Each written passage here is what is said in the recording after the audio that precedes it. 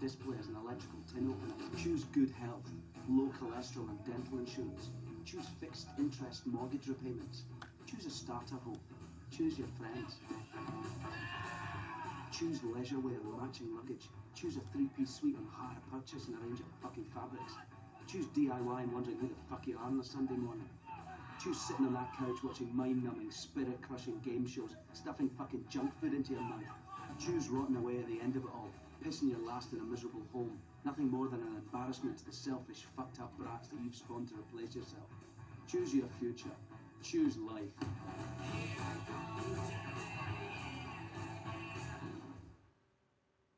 Segur que no els deixarà indiferents, tant pel seu format com per la història que explique. Jo no m'enrotllo més, els dono la paraula i després recordeu que si us voleu quedar farem debat, preguntes i respostes amb els autors.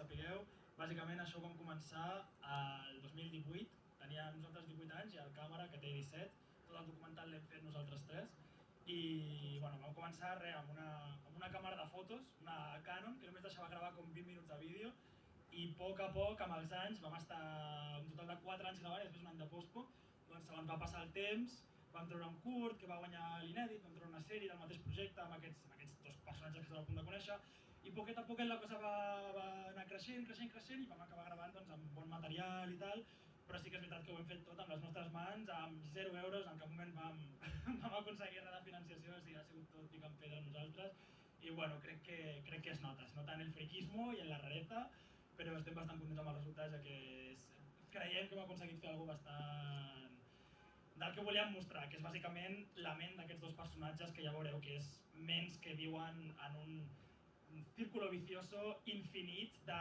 caos absolut i és el que hem volgut transmetre amb això.